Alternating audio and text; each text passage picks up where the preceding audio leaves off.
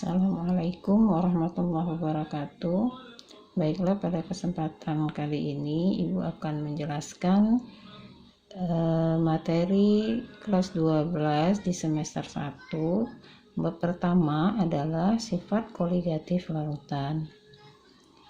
Nah, di sini kamu sebelum mempelajari sifat koligatif larutan, ada lebih baiknya kamu memahami dulu apa itu yang disebut dengan larutan. Di sini Ibu sudah membuatkan contoh. Di dalam sebuah gelas itu berisi air, kemudian di dalam air tersebut kita masukkan gula. Nah, air di sini berfungsi sebagai pelarut, sedangkan gula adalah sebagai zat terlarut. Sehingga campuran antara gula dan air itu disebut dengan larutan. Jadi larutan adalah campuran yang homogen, artinya campuran yang serba sama. Itulah yang disebut dengan larutan. Jadi di dalam larutan itu ada fase zat terlarut dan fase pelarut itu air. Nah, sifat koligatif larutan akan kita pelajari. Sebelum kita mempelajari sifat koligatif larutan, alangkah lebih baiknya kamu mengetahui mengenai konsentrasi larutan. Jadi yang dimaksud dengan konsentrasi yaitu kadar zat terlarut yang terdapat di dalam pelarut. Konsentrasi larutan yang akan kita pelajari ada 3, yaitu kemolalan yang dinotasikan dengan M, persen massa atau persen massa, fraksi mol atau dinotasikan dengan X. Yang pertama adalah kemolalan. Kemolalan itu dilambangkan dengan M. Kemolalan itu adalah banyaknya mol zat terlarut dalam tiap 1000 gram pelarut. Jadi molal dapat dirumuskan dengan gram per mr. Gram per mr ini adalah sama dengan mol, kemudian 1000 dibagi P. P itu adalah pelarut. Yang kedua yaitu persen massa. Persen massa adalah jumlah gram zat terlarut dalam 1000 gram larutan. Sehingga untuk menghitung persen massa adalah gram zat terlarut dibagi dengan gram larutan. Jadi kalau zat terlarutnya misalkan tadi gula, kemudian gram larutannya berarti campuran antara gula dengan air, itu disebut dengan gram larutan dikali dengan 100%. Yang ketiga adalah fraksi mol atau X. Fraksi mol itu disebut dengan fraksi adalah perbandingan mol. Jadi tadi kalau di dalam larutan itu terdapat zat terlarut dan terdapat juga pelarut. Jadi sebelum mencari fraksi atau perbandingan mol zat terlarut dengan perbandingan mol pelarut, maka kita harus mengetahui mol zat terlarut atau disingkat dengan Na, kemudian mol pelarut yaitu pelarutnya air disebut dengan Nb. Jadi kalau mau mencari fraksi zat terlarut atau dinotasikan dengan XA sama dengan Na per Na ditambah Nb, artinya mol zat terlarut dibagi mol zat terlarut ditambah mol zat pelarut, atau disebut Na plus Nb itu mol larutan. Bayangkan fraksi air atau fraksi pelarut sama dengan mol pelarut dibagi mol larutan.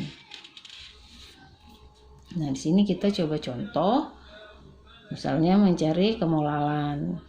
Di dalam sebuah gelas berisi 5 kg air, kemudian dilarutkan 0,4 mol larutan HCl.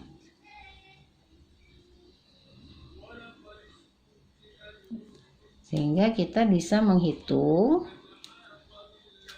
molal larutan tersebut. Jadi kita menggunakan rumus tadi, molal sama dengan gram per ml dikali 1000 per pelarut. Gram per ml itu sama dengan mol, berarti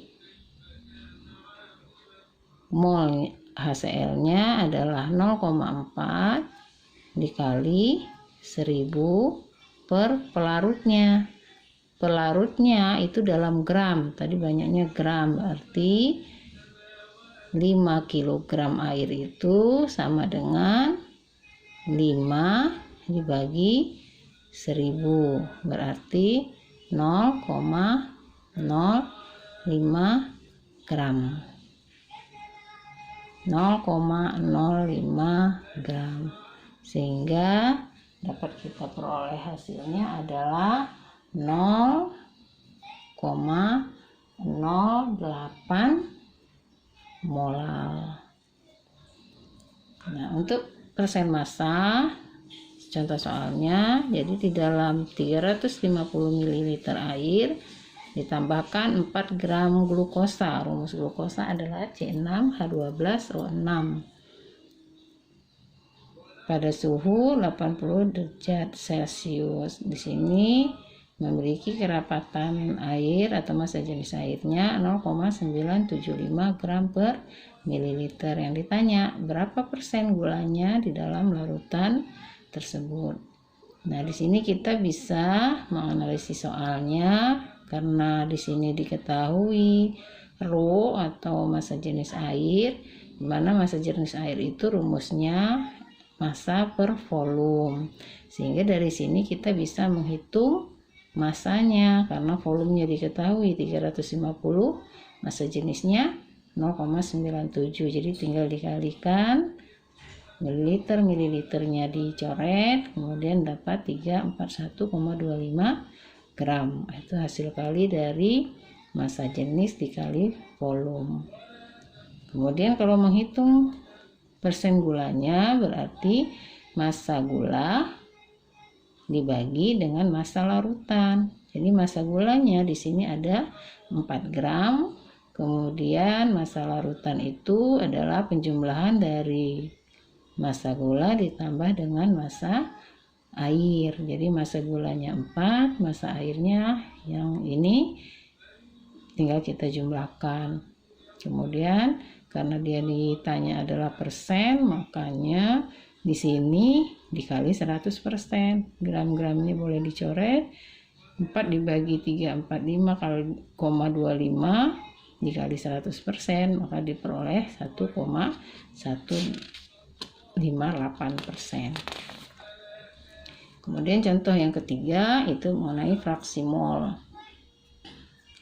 Nah, di dalam fraksi mol berarti ada bagian-bagian dari zat terlarut dengan pelarutnya. Di sini zat terlarutnya adalah glukosa, rumusnya C6H12O6, mR-nya 180 gram per mol.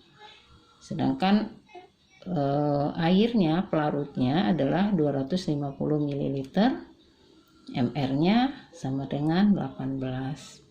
Tentu kamu sudah bisa ya menghitung mR ini dapatnya dari mana. Nah, kalau ini di soal diketahui, berarti kita tidak perlu menghitung mR lagi. Tetapi kalau belum diketahui, kamu boleh menghitung mR. Masih ingat kan caranya? Berarti cara menghitung mR misalnya C6H12O6. Di sini diketahui AR C itu 12, kemudian ARH adalah 1, ARO adalah 16. Jadi sini tinggal dikalikan. C-nya ada 6, tinggal kita kali 6.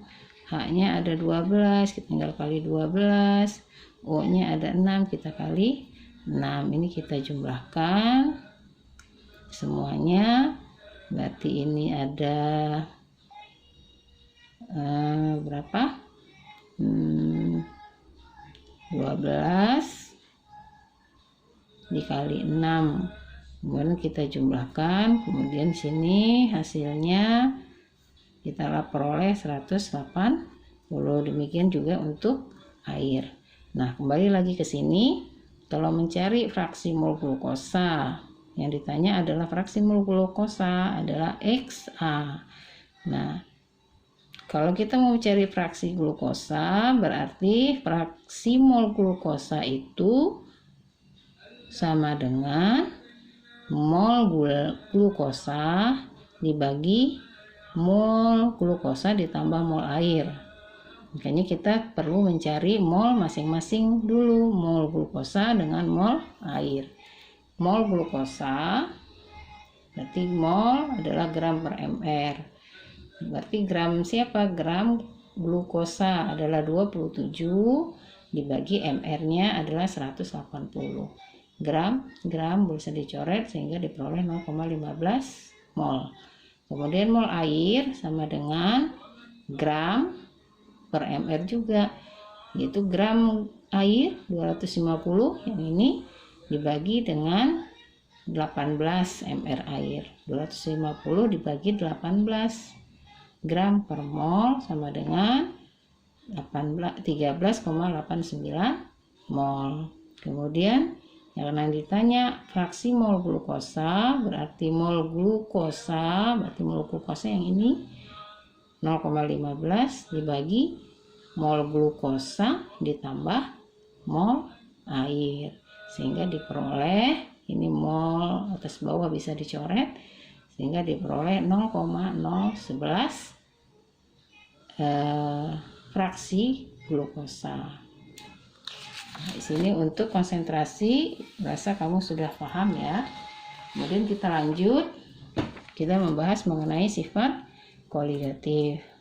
Jadi di dalam sifat koligatif tadi ada konsentrasi zat yang akan kita pakai dalam perhitungan, yaitu kemolalan, fraksi mol, dan persen massa. Nah, sekarang baru kita membahas mengenai sifat koligatif larutan.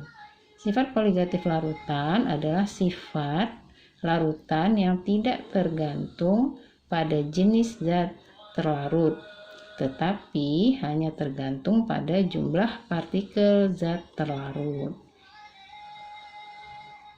Nah, jadi kalau di dalam larutan itu, misalkan kita punya 2 buah larutan, kalau sifat koligatif itu hanya tergantung pada berapa jumlah partikelnya saja, jumlah partikelnya.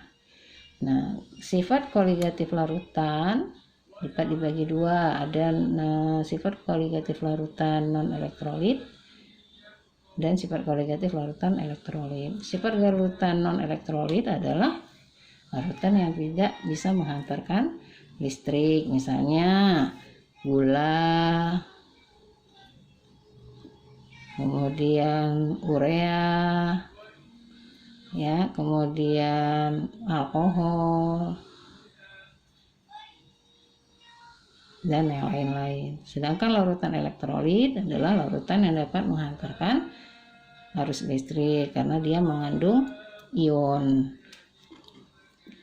Nah, misalkan contoh larutan elektrolit apa aja? Misalnya semua larutan asam itu termasuk larutan elektrolit, misalnya asam HCl, ada 2SO4, ada CH3COA, dan seterusnya. Kemudian larutan basa yang digolong dalam larutan basa, misalnya NaOH, KOH, dan seterusnya, yang lain-lain. Kemudian larutan garam, misalnya garam apa? NaCl, kemudian ada KCl, dan lain-lain. Ya, ini termasuk ke dalam sifat koligatif yang akan kita pelajari. Nah, apa aja sifat koligatif itu? Sifat koligatif itu meliputi yang pertama penurunan tekanan uap atau delta P, yang kedua kenaikan titik didih atau delta TB. TB itu singkatan dari boil, artinya mendidih. Kemudian yang ketiga penurunan titik beku atau delta TF. Jadi F itu berasal dari singkatan dari freezer yang membeku. Kemudian yang keempat adalah tekanan osmosis atau P. Yang pertama, penurunan tekanan uap atau delta P. Kamu sering melihat ya, kalau kita memanaskan air, misalkan di sini ada wadah, sini ada air, kemudian kita panaskan, air itu pasti akan mendidih. Nah, titik didih uap air ini yang menguap disebut tekanan uap air adalah tekanan uap air saja, itu air murni atau disingkat dengan P0. Kalau misalkan air ini kita panaskan, kemudian kita masukkan zat terlarut, tadi misalnya gula yang kita masukkan disebut dengan zat pelarut, sini airnya sebagai pelarut. Nah, kalau tekanan uap air saja tadi P0, kalau di sini sudah masuk gula atau disebut dengan larutan, jadi tekanan uap dia akan menguap. Kalau dipanaskan, tekanan uapnya disebut dengan P. Sehingga penurunan tekanan uap, jadi kalau air pada saat mendidih kemudian kita masukkan zat terlarut, maka tekanan uapnya akan turun. Itu dikarenakan apa? Karena di dalam air ini sudah mengandung gula, partikel-partikel gula yang menghalangi terjadinya tekanan uap, sehingga tekanan uap parutan sama dengan fraksi pelarut. Jadi fraksi mol pelarut, jadi kita sudah bicara fraksi mol dikalikan dengan tekanan uap air murni. Sedangkan penurunan tekanan uap atau delta P sama dengan fraksi zat terlarut. Karena di dalam penurunan tekanan uap, jadi pada saat dia menguap air, kemudian kita masukkan zat terlarut atau gula, maka akan terjadi penurunan tekanan uap. Jadi penurunan tekanan uap itu dipengaruhi oleh fraksi zat terlarut dikali dengan tekanan uapnya, ya. Nah, yang kedua adalah kenaikan titik didih atau disebut dengan delta TB. Nah, di sini kamu bisa membuka LKS kamu halaman 9, bisa kamu perhatikan. Di sini Ibu ada ingin menjelaskan mengenai diagram fase zat, di mana kita ketahui zat yang ada di alam ini ada dalam 3 bentuk. Yang pertama dalam bentuk cair, kemudian ada bentuk padat, ada juga gas. Nah, di sini merupakan diagram fase. Di sini kita bisa menjelaskan mengenai kenaikan titik didih atau delta TB dan penurunan titik beku. Nah, ini yang gambar garis hijau, ini adalah garis pelarut. Jadi pelarut atau air. Sedangkan yang garis biru ini adalah untuk garis larutan. Jadi larutan air ditambah zat terlarut itu larutan, ya. Jadi harus bisa bedakan pelarut dengan larutan. Jadi kalau di dalam air kita air saja itu pelarut, tapi kalau sudah kita masukin zat terlarut itu namanya campuran antara pelarut dengan zat terlarut adalah larutan. Nah, di dalam fase zat itu tadi kan ada 3 ya, zat cair, padat, dan gas. Ya, perubahan dari cair ke gas, itu kan menguap. Ya, air berubah menjadi gas itu namanya peristiwa penguapan atau menguap. Nah, kalau dia menguap berarti di situ adalah proses mendidih dulu baru dia menguap. Nah, jadi yang ini adalah titik didih. Nah, di sini kan temperatur nih. Ini adalah tekanan dalam keadaan satuannya adalah atmosfer. Jadi 76 atmosfer ya tekanan 1 atm itu. Kemudian temperatur itu dalam suhunya derajat Celcius. Jadi ini yang garis hijau ini tadi adalah untuk pelarut. Jadi perubahan dari cair ke gas itu menguap. Jadi menguap itu proses mendidih namanya. Jadi yang ini kalau kita tarik ke bawah garisnya, atau yang ini adalah titik didih atau TB air ya. Sedangkan yang ini tadi larutan ya. Berarti di sini adalah titik didih larutan.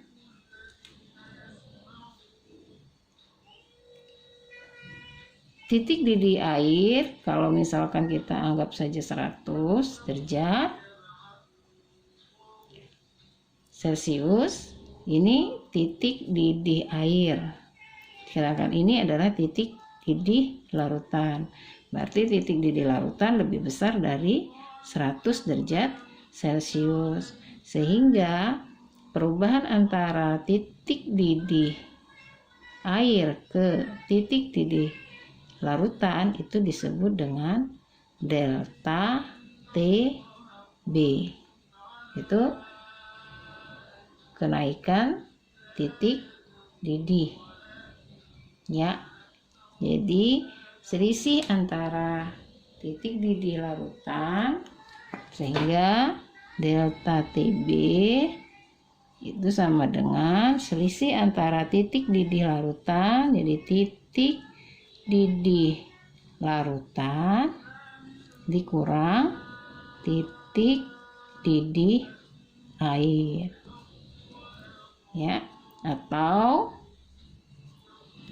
delta TB sama dengan M molal dikali konstanta titik didih. Jadi pahami ya. Berarti kalau cair ke gas itu mendidih. Ini namanya titik didih air larut. Yang ini titik didih larutan. Selisih antara titik didih larutan dengan titik didih air itu kenaikan titik didih. Nah, kenaikan titik didih berarti yang besar titik didih larutan dikurangi titik didih air. Jadi delta TB sama dengan M dikali KB. Oke. Sekarang titik beku sekalian ya, dari cair ke padat. Perubahan dari cair ke padat yaitu titik beku larutan. Namanya titik beku atau membeku. Perubahan cair ke padat itu membeku. Ya, dari air ke es itu membeku. Yang ini berarti titik beku air atau delta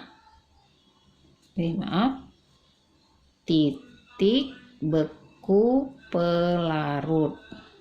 Yang ini ya, nih. Sedangkan yang ini yang biru adalah titik beku larutan. Kalau titik beku pelarut anggap di sini 0 derajat Celcius, berarti titik beku larutan di bawah 0 atau lebih kecil. Titik beku pelarut lebih besar dibanding dengan titik beku larutan, sehingga kita bisa menuliskan selisih antara titik beku pelarut, berarti ini ada selisihnya di sini, disebut dengan penurunan titik beku atau delta TF. Jadi delta TF sama dengan yang besar dikurang yang kecil, berarti titik beku pelarut dikurangi titik beku larutan. ya. Sehingga penurunan titik beku itu sama dengan M itu molalitas dikali Kf, ya, konstanta titik beku pelarut. Oke, ini jadi sudah 2 ya. Di sini yang kedua adalah kenaikan titik didih. Jadi titik didih larutan lebih besar dari titik didih air, sehingga delta TB itu titik didih larutan yang lebih besar dikurang dengan titik didih air, sehingga dapat ditulis rumusnya delta TB sama dengan molar dikali Kb. Sedangkan titik beku perubahan dari cair ke padat, jadi titik beku pelarut ini titik beku larutan, dimana kalau titik beku pelarut misalkan air 0 derajat Celcius, sedangkan titik beku larutan di bawah 0 berarti minus gitu ya. Jadi selisih antara titik beku pelarut dengan titik beku larutan itu delta TF. Delta TF sehingga dapat kita tulis rumusnya seperti ini, atau delta TF itu molar dikali Kf. Oke, yang terakhir tekanan osmosis, ya, tekanan osmotik. Nah, peristiwa apa itu tekanan osmosis? Di sini Ibu menggambarkan, sini ada tabung U, di sini terbuka, kemudian kita isi air. Ya, di tengah-tengah ini ada selaput, namanya selaput membran semi permeabel, yaitu selaput yang hanya bisa dilalui oleh partikel kecil. Jadi kalau pada saat seperti ini dua-duanya memiliki tekanan uap air, sini juga tekanan uap air.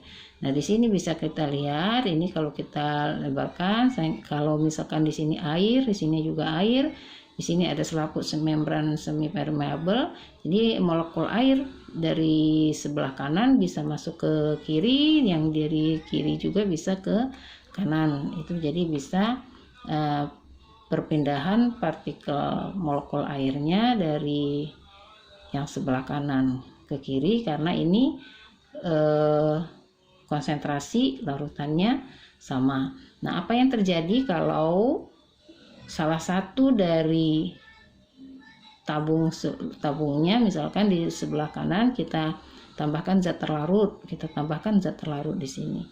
Ya, apa yang terjadi? Jadi dengan penambahan zat terlarut di sini, otomatis di sini terdapat ini partikel atau molekul zat terlarut yang lebih besar, sehingga menghalangi molekul air akan pindah, sehingga yang bisa pindah hanya molekul air dari yang sebelah kiri, atau artinya di sini konsentrasinya lebih pekat dibanding dengan konsentrasi larutan yang ada di sebelah kiri, ini lebih encer, sehingga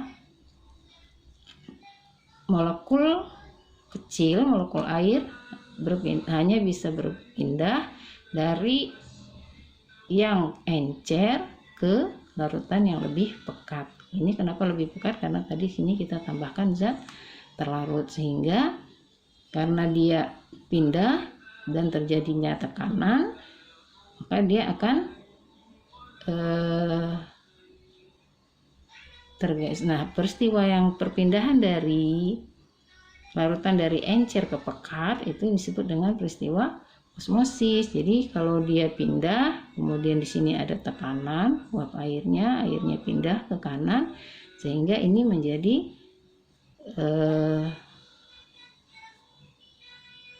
tertekan jadi lebih kecil, ini akan permukaan yang di sebelah kanannya akan naik. Nah, ini disebut dengan peristiwa osmosis, ya. Jadi peristiwa osmosis itu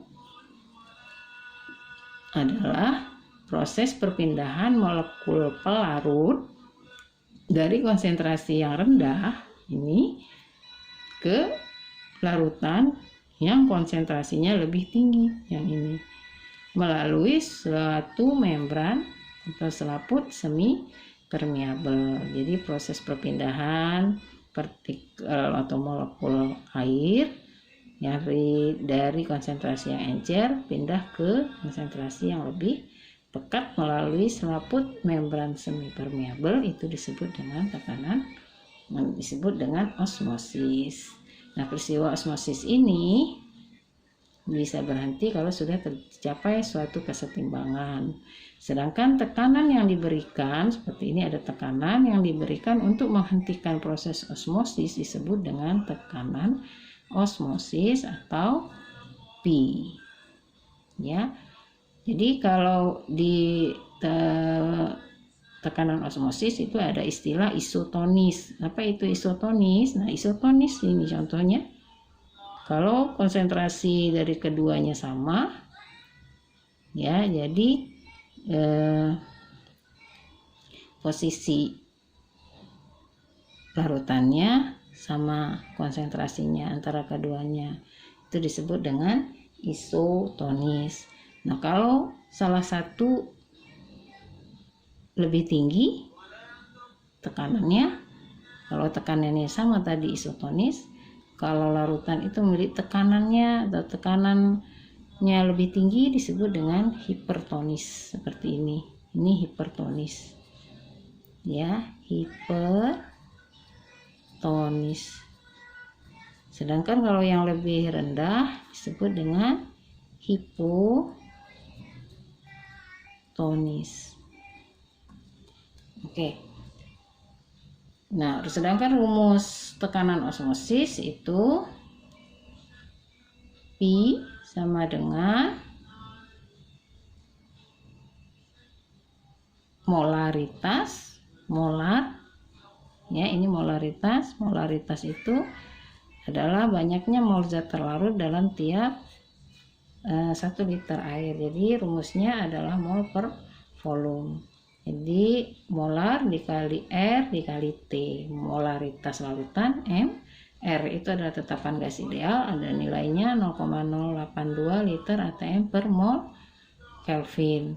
Sedangkan T adalah suhu, suhunya memakai suhu mutlak yaitu dalam satuan derajat Kelvin.